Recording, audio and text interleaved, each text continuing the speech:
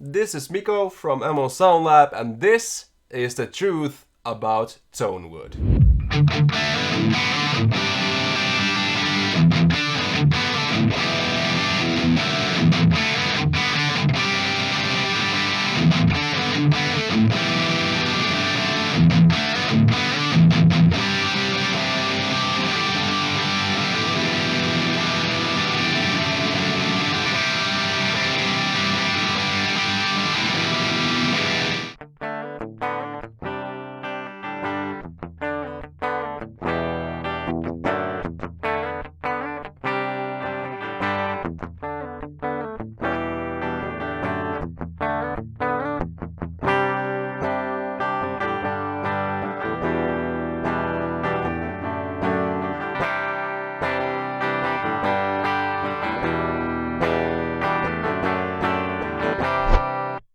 Okay, I'm gonna try the impossible and finally get some closure for the guitar Tonewood debate. Overall, I just think that people are asking the wrong question. For some reason, the question seems to be, does guitar Tonewood matter? And whether something matters to you or not is actually your personal opinion. Just like, does pineapple belong on pizza? It's an opinion. But what I really want to get to the bottom of is, can we actually measure a difference in Tonewood? Can we measure a difference in string brightness? Can we measure a bunch of things from your guitar? And if we can, how big is this difference? And ultimately, is the difference big enough for it to matter to you? And that is your personal opinion, and you are entitled to have your personal opinion on this matter. One big problem with making measurements like this is that you're actually playing the guitar in separate takes. So each take has some variables in them, and for that reason these results are not 100%. Now, the guitars that I have here are pretty impressive to some people, but I have a Custom Shop R7 Gibson here. So this is a Gibson Les Paul Custom Shop R7. The only difference between a regular R7 and this is that it actually has Burstbucker Pros in it, which coincidentally are the same pickups that I have in my personal, that's actually a loaner, my personal Gibson Les Paul that sadly has no strings anymore because of this comparison. But this also has Burstbucker Pros and also has mahogany neck, body, maple top, and same scale length and everything. The difference here is mostly obviously craftsmanship, custom shop versus, from the factory. But also this has the circuit board with the push-pull pots and everything like that, while that one has the bumblebee caps. Something that will come up later. And the other side of this comparison is the PRS side. And I have two PRSs. As you can see, this one has no strings either because I took the same strings from this guitar and put them on that guitar. So there are less variables. So this is a Navarro Custom 24. So it's a regular Custom 24, just in jet white. All of these guitars, I'm saying all of these guitars because that guitar also is sort of a PRS style guitar. All of these three guitars here have HFS in the bridge and vintage bass in the neck. All of them have rosewood fretboards, but this guitar has an alder body and a maple neck, while this is mahogany, glue neck, bolt-on neck, but we use the same strings. Now you may ask, how in detail did I make this comparison? I even measured the distance of the pickups and the strings. So the distance and height of the pickups is identical on all of these three guitars, and it's same on the Gibsons as well. So the difference there will be Tonewood. Between these two guitars, it's Tonewood and also bolt-on versus glue neck. Now this guitar is special for many reasons, one of them being that it's a fully custom guitar. My friend Janne, who you know from the ML Drums video, that guy who actually played the drums in that video, he actually built the guitar for me. Good buddy Janne is a very good buddy. The thing here is that also has a mahogany body, has a maple top, has PRS pickups. HFS, vintage bass. Full rosewood neck. That is the main difference there. But one key thing that's different, apart from the bridge obviously, this is a Godot bridge by the way, is there's no tone knob here. Only volume and a pickup switch. Once again, tone knob, something that will come up later once you get into the comparison. But this bridge, I believe, is a lot brighter sounding than most of these other bridges in these guitars, and that is also something that may come up later. Okay, let's have a listen to these guitars, and I've only recorded their DI signal, so this is the raw guitar sound coming out of the guitars without it being amplified at all. This is that raw sound. This is the one that shows you the biggest difference that you can actually get out of these guitars. So this is the R7 custom shop Gibson with fresh strings that I put on today.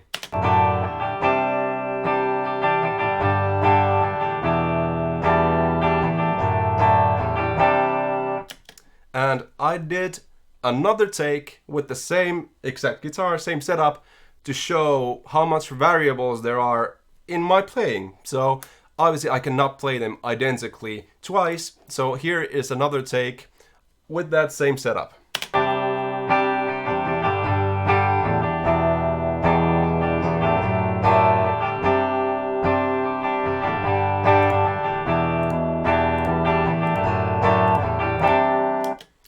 So I actually measured all the differences for these takes, so I can tell you.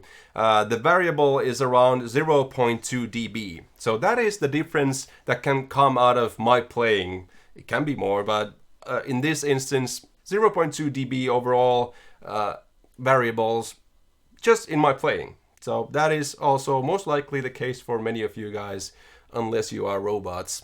Now, the R7 actually had the oldest strings that I've ever seen in my life. I just switched them out today. They were absolutely dead. Those strings were absolutely dead. They made no sound. They didn't ring. They did nothing. This is what those old strings sound like.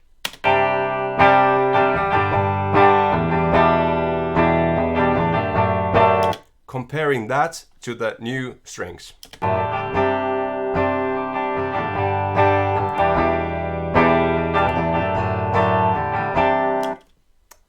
Doesn't really sound like there's a big difference, right?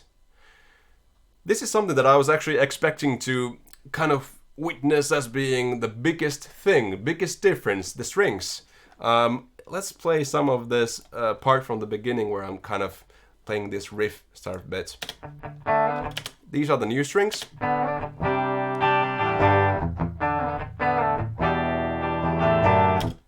Old strings.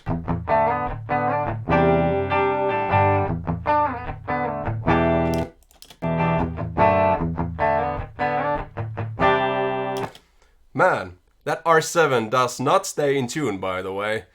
I was tuning it all the time, just had some problems with the new strings and staying in tune. But hey, it's a Gibson. It's supposed to be out of tune.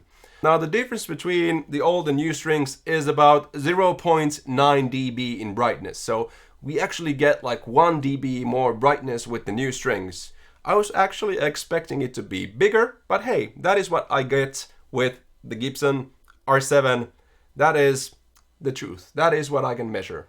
Now, the next part of this comparison is my Gibson Standard, a 2004 factory basic Gibson Standard that has a neck job and everything. Same pickups, same pickup height, and this is the sound that you get.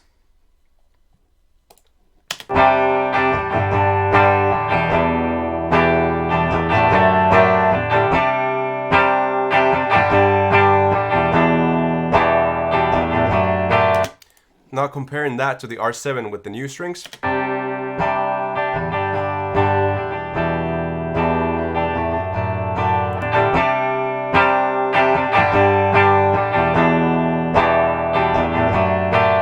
Now from the beginning.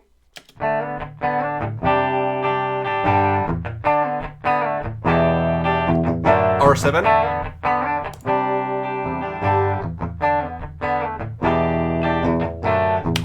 What the actual?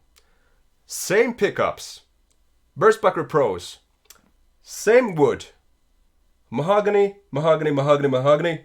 Maple tops. So what is the difference here? Custom shop versus factory. The factory one, if you didn't notice, is like 3-4 dB brighter than the custom shop one. Overall, I would say brighter is better when it comes to guitars, but you know, what is the reason? The main difference between these two guitars is that the custom shop one has the Bumblebee caps, and my Gibson is a circuit board Gibson.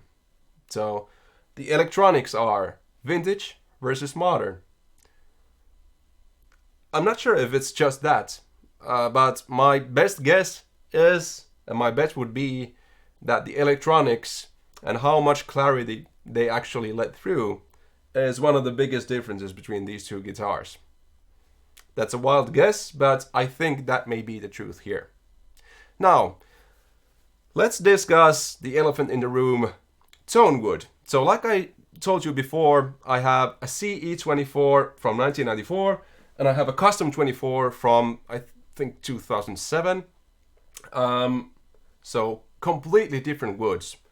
Brazilian rosewood fretboard makes a huge difference in my custom 24. But hey, let's have a listen between the CE24 and the custom 24. This is the CE24.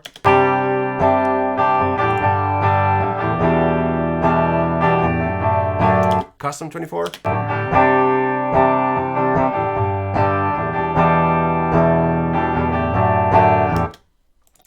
Again, with the riff in the beginning. Custom 24.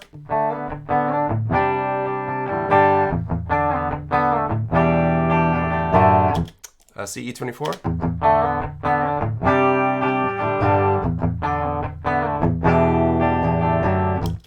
So it's almost like the same guitar. I measured this, obviously, like I measured everything, and there's actually a slight scoop on the CE24, like 0.7 dB of mid scoop, and the CE24 is slightly brighter, under a decibel. But you know, these are, I would say, these are very close to each other. Not identical, but these are very close to each other. Well, here's the catch. Like I said, it's not Tonewood. Sorry. The Tonewood is 0.7, 0.8 dB of a difference. This guitar is the brightest out of the bunch. Let's have a listen to how bright, actually.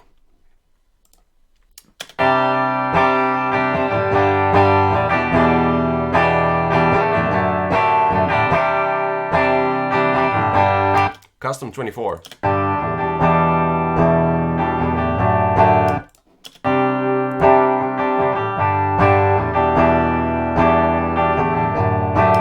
My custom guitar, no brand, buddy animated.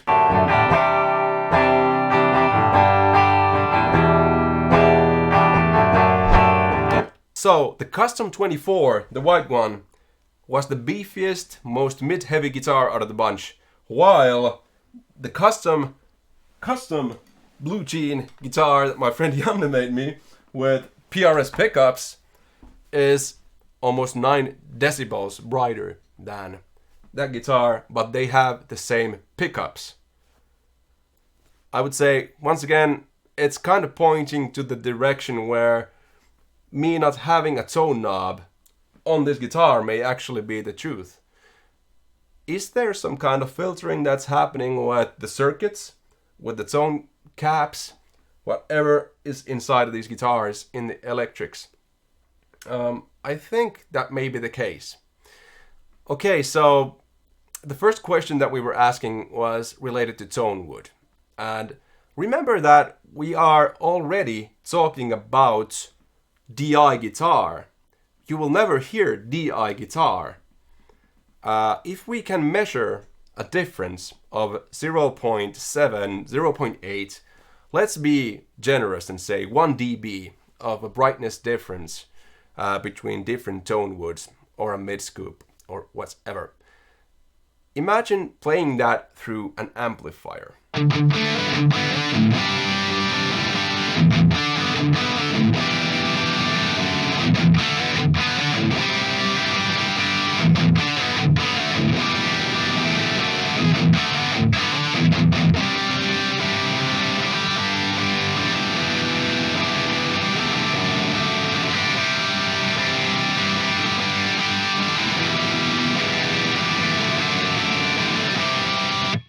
Okay, there's a difference.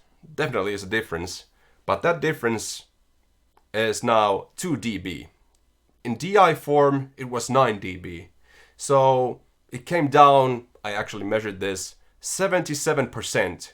So if you're using high gain, that difference of that DI signal will be lower by 77%. So if that Tonewood difference was, let's say, 1 dB or 0.8 dB, 77% of that is more like 0.2 dB of difference in your high gain sound. If you're talking about Tonewood, same goes for strings.